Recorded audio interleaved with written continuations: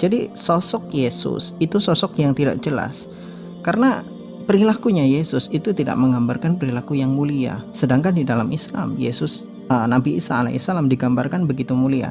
Sedangkan di dalam Kristen, Yesus itu digambarkan dengan begitu aneh. Itu menurut kami. Dan yang paling aneh adalah ini. Kata orang Kristen, Yesus tidak pernah menikah. Jadi dia Tuhan, dia tidak pernah menikah. Tapi anehnya di dalam kitab mereka sendiri dikatakan Yesus punya pacar, punya kekasih. Ini kan aneh. Oke, di sini Kaf Media Channel mengatakan bahwa orang Kristen tuh aneh.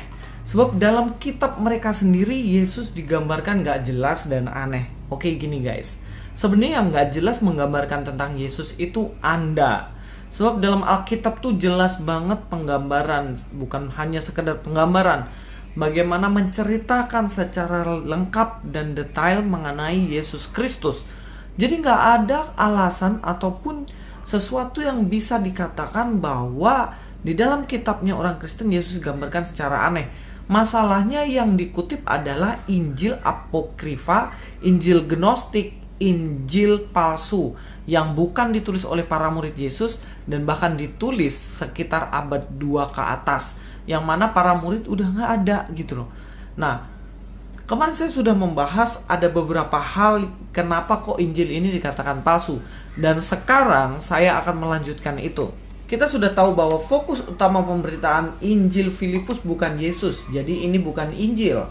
Tetapi aneka ragam pandangan Kristen Gnostik yang dipertahankan mazhab Valentinus abad kedua. Yang dipertahankan oleh Valentinus ini adalah Gnostik. Yang mana di dalam pengajaran ini ada beberapa pengajaran yang jelas-jelas aneh, tidak sesuai dengan Injil yang benar. Apa aja itu? Yang kemarin saya sudah bahas bagaimana Yesus memiliki dua gender. Dia adalah laki-laki sekaligus perempuan.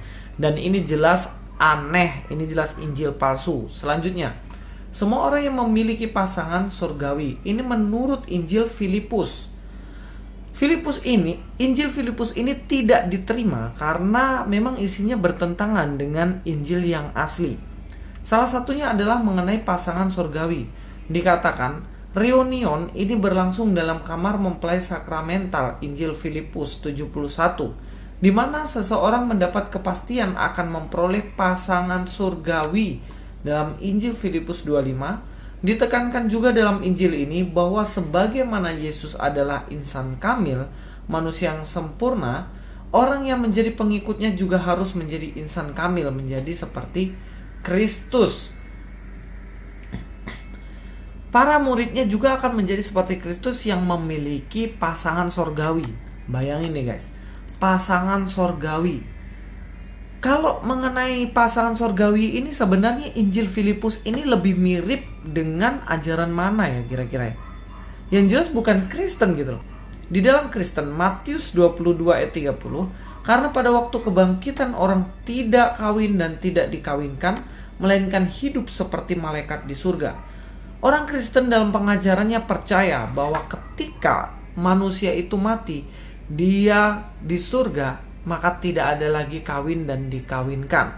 Tetapi Injil Filipus, Injil palsu, Injil Gnostik itu mengatakan bahwa mereka memiliki pasangan sorgawi. Nah, ini Injil sebenarnya mirip dengan ajaran siapa yuk?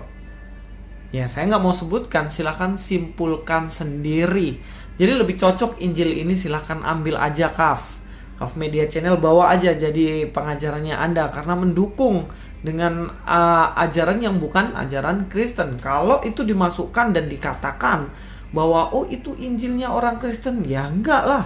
Orang itu tidak dipercaya dan tidak sesuai dengan pengajaran dalam Kristen. Paham ya?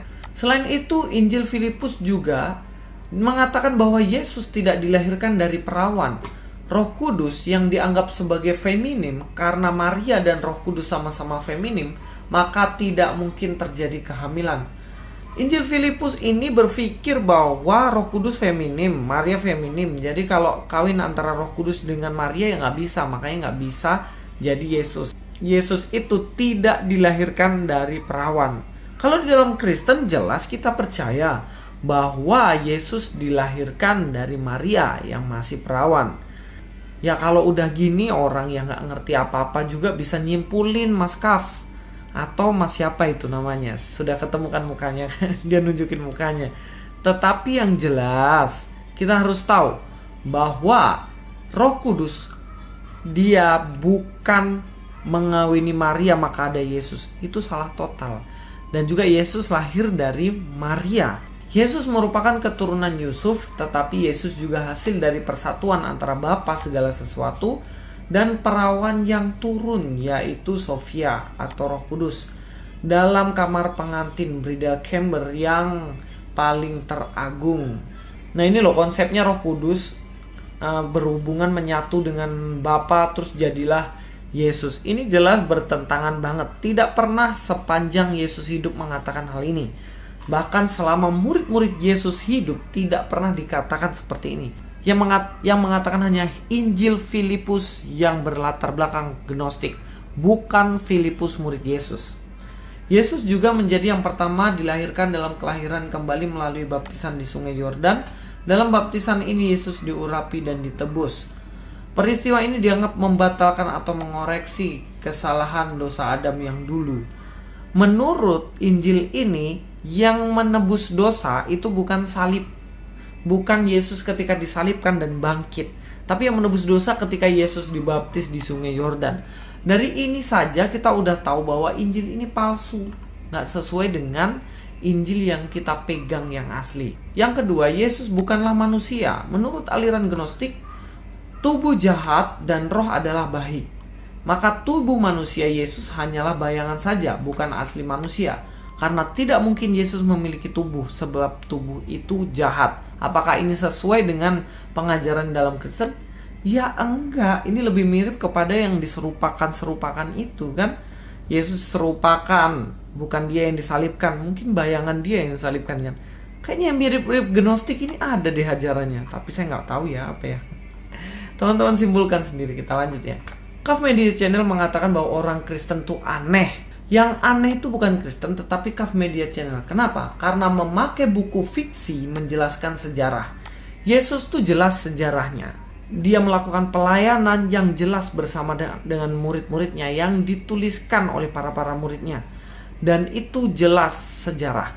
Tapi dia kok pakai kutipan justru kitab yang fiksi gitu loh. Tulisan kaum Gnostik yang merupakan aliran sesat abad kedua. Dan juga dipakailah Injil Filipus ini yang nulis pun gak jelas siapa. Dan banyak kontradiksi di dalamnya. Kok sukanya yang palsu-palsu, kok sukanya yang fiktif-fiktif. Saya juga heran sama dia ini. Saya ambil contoh lah ya.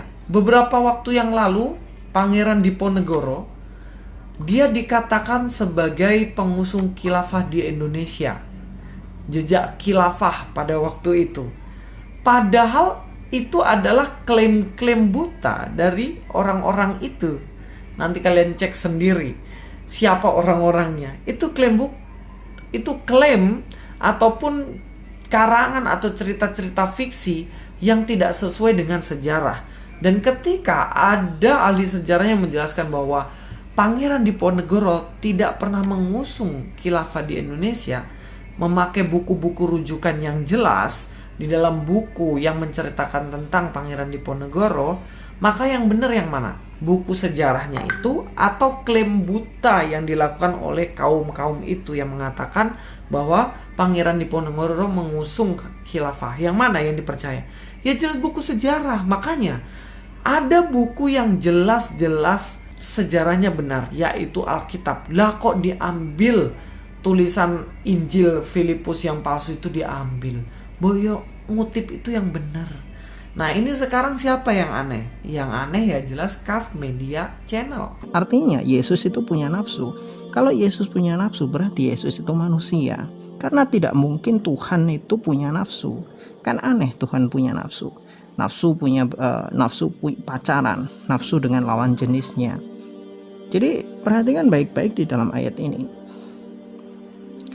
Dalam kesaksian murid-muridnya, Yesus itu sering menciumi bibirnya Maria Magdalena, dan itu dilihat secara umum oleh murid-muridnya. Coba bayangkan, ini gaya pacaran yang sudah belak-belakan. Bahkan anak sekarang pun kalau ciuman di depan umum sendiri sudah malunya minta ampun. Ini tidak. Yesus menciumi bibir Maria Magdalena dan disaksikan oleh murid-muridnya dan mereka tahu semua. Artinya kalau di luar dilihat manusia saja, Yesus berani menciumi bibir Maria Magdalena. Nah, jadi pertanyaan adalah, kalau tidak ada orang, apa yang dilakukan Yesus kepada Maria Magdalena? Itu akal kita yang jalan. Kenapa? Yesus punya nafsu, Maria Magdalena punya nafsu, tidak ada orang di tempat sepi. Apa yang terjadi? Inilah yang saya katakan gagalnya logika orang-orang Kristen menjelaskan ketuhanan Yesus. Satu dengan yang lainnya saling berkontradiksi. Gini, kalau Kaf Media Channel menggunakan akal, dia nggak akan kutip cerita fiksi. Dia akan kutip buku sejarah yang betul, yang ada saksinya. Dia mengatakan bahwa ketika Yesus ciuman dengan Maria Magdalena disaksikan para muridnya. Kesaksian yang mana, saya tanya? Tolong dipakai akal.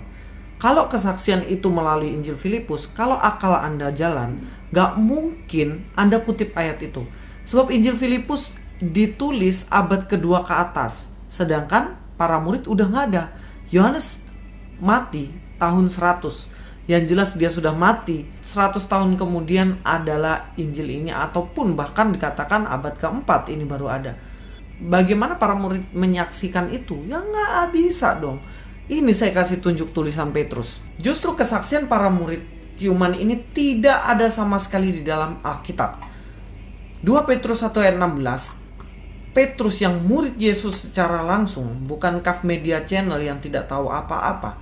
Tetapi Petrus mengetahui ini, dikatakan, sebab kami tidak mengikuti dongeng-dongeng isapan jempol manusia. Dongeng isapan jempol seperti apa? Seperti Injil Filipus yang dikutip oleh Kaf Media Channel. Itu hanya dongeng-dongeng isapan jempol. Ketika kami memberitahukan kepadamu kuasa dan kedatangan Tuhan kita. Petrus mengatakan apa? Yesus adalah Tuhan kita. Yesus Kristus sebagai Raja.